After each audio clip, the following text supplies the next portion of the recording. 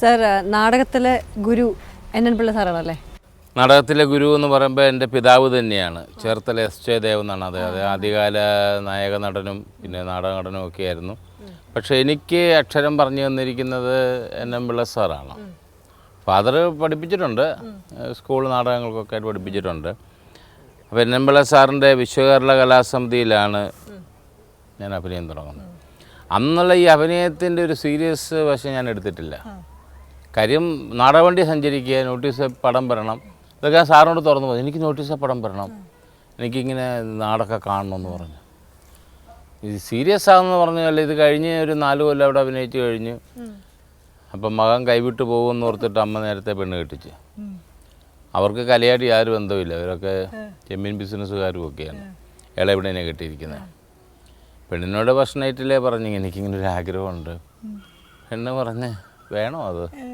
നമ്മളത് എൻ്റെ ഒരു ആഗ്രഹമാണത്. നാടകം മാത്രമേ പറഞ്ഞുള്ളൂ? ആ, നാടകത്തിൽ സിനിമ ആയിട്ടില്ല എപ്പോഴും? ഇല്ല, സിനിമ ആയിട്ടില്ല, സിനിമ ചിന്തിച്ചിട്ടില്ല.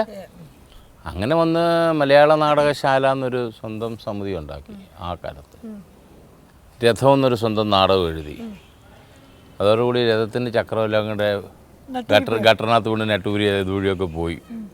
അപ്പോൾ അപ്പനും അമ്മയും കൂടെ ഉണ്ടാക്കി തന്നിരുന്ന പല സ്വത്തുക്കളും കൈമോശം വന്നുപോയി.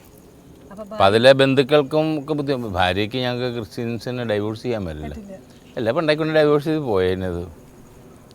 പിന്നെ അവൾക്കൊരു പ്രതീക്ഷയുണ്ടായിരുന്നു, എൻ്റെ ഒരു എന്തെങ്കിലുമൊക്കെ പുള്ളി ചെയ്യുമെന്നറിയായിരുന്നു. എന്നൊരു വിശ്വാസം ഉണ്ടായിരുന്നു.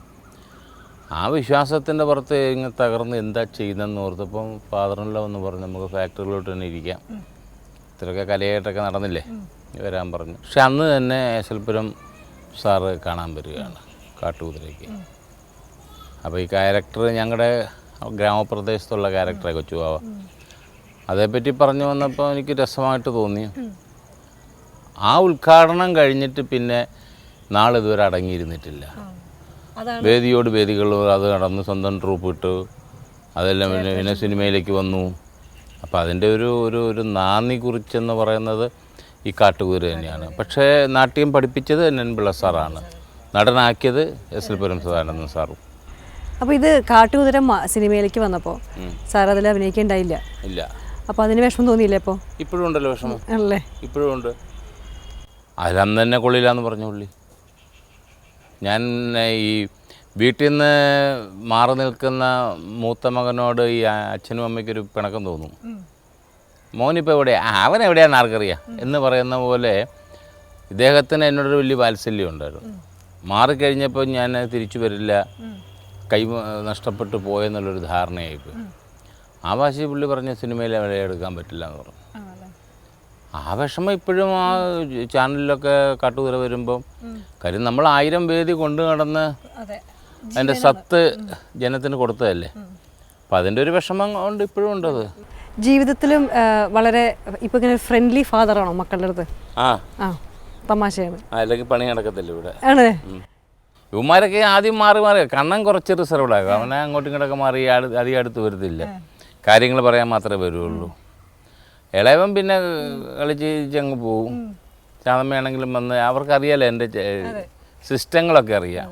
വൈഫായിട്ട് ഇതുമാതിരി ഇങ്ങനെ ഒരു സിനിമയിലേക്ക് ഒരു ഇതുണ്ടായിരുന്നല്ലോ. കാരണം ആദ്യം നാടകം പിന്നെ പൊട്ടുന്നു, പിന്നെ വീണ്ടും കാട്ടുകുതിരയിൽ കൂടെ കാട് കയറി. പിന്നെ അപ്പോൾ ആ ഒരു ജീവിതത്തിലേക്ക് തിരക്കിലേക്ക് വന്നപ്പോൾ വൈഫ് എങ്ങനെയാണ് പിന്നെ അത് അഡ്ജസ്റ്റഡ് ചെയ്തത് ആ പുതിയ ലൈഫിലോട്ട്? വൈഫ് ഭയങ്കര അഡ്ജസ്റ്റ്മെൻ്റ് അല്ലേ. ഇതിങ്ങനെ കൃത്യം എണ്ണി ആ ബാങ്കിൽ ഇവിടെ കൊടുക്കുന്നതുകൊണ്ട് തിരക്ക് തന്നെ വേണമെന്നുള്ള അവിടെ പ്രാർത്ഥന. തെലുങ്ക് കന്നഡ എല്ലാം ചെയ്യുന്നതുകൊണ്ട് പിന്നെ ഇങ്ങനെ ഒരുപാട് ദിവസം കഴിയുമ്പം ചിലപ്പോൾ ഞാൻ അങ്ങോട്ട് വിളിപ്പിക്കും, ഇവരെല്ലാവരും കൂടി അവരെ അങ്ങോട്ട് വിളിച്ച് കാണും. അല്ലെങ്കിൽ ഞാൻ പിന്നെ ഒരു ഗ്യാപ്പ് കിട്ടിയ വീട്ടിലെത്തുന്ന ആളാണ്. അച്ഛനാകുമ്പോഴാണോ മുത്തശ്ശനാകുമ്പോഴാണോ കൂടുതലൊരു വാത്സല്യമായത്? വാത്സല്യമെന്ന് പറഞ്ഞാൽ അച്ഛനും മക്കളും തമ്മിലുള്ള ഒരു അറ്റാച്ച്മെൻറ്റ്, അവിടുന്ന് അതിൻ്റെ ഹാങ് ഓവർ പോകുന്നതിന് മുമ്പ് ഒരു മുത്തച്ഛനാകുമ്പോഴുള്ള ഇതെൻ്റെ മകളുടെ കുട്ടികളാണല്ലോ എന്നുള്ളതിൻ്റെ ഒരു പ്രത്യേക വാത്സല്യമില്ലേ, അതൊരു നമുക്ക് പറഞ്ഞറിയിക്കാൻ പറ്റാത്തൊരു അനുഭൂതിയാണത്. ആൾക്കാർക്ക് വിചാരം പക്ഷെ താങ്കൾ സ്ക്രീനിലൊന്ന് ശരിയാവില്ല, ഇതെങ്ങാനും ലാസ്റ്റ് മിനിറ്റ് മമ്മൂട്ടി മോഹൻലാലിനെ ചതിക്കും, അത് എല്ലാവരും പറയും. പിന്നെ ചില കണ്ട് കേട്ട് ഈ പണ്ട് ഭാനുപ്രിയയും ഞാനും കൂടെ കമലിൻ്റെ ഒരു പടം ചെയ്തിട്ടുണ്ട്, അഴകിയ രാവണൻ. നല്ലൊരു ക്യാരക്ടർ, ഒരു പോസിറ്റീവ് ക്യാരക്ടർ ചെയ്തിരിക്കുന്നതല്ലേ. എനിക്ക് നെഗറ്റീവും പോസിറ്റീവ് വ്യത്യാസമൊന്നുമില്ല കേട്ടോ.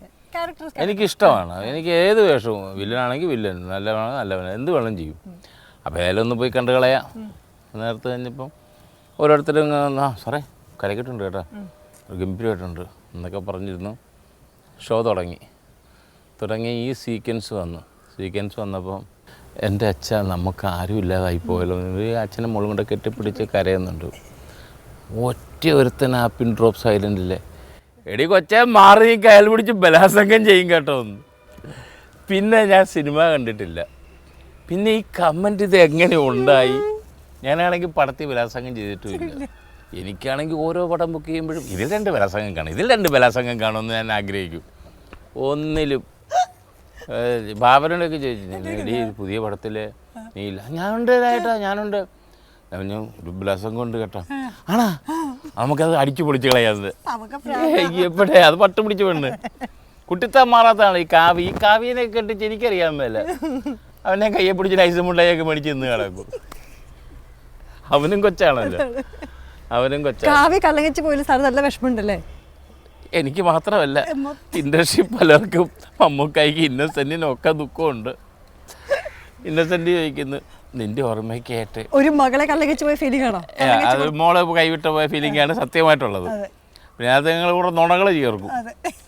ഇന്നസെന്റ് പറഞ്ഞ്, എടി നിന്നെ കല്യാണം കഴിച്ച് പോകുമ്പോൾ നിന്റെ ഓർമ്മയ്ക്കായിട്ട് ആ ഗ്ലിസറിൻ കുപ്പി തരുമോ? ആ ഗ്ലിസറിൻ കുപ്പി എന്തിനാ?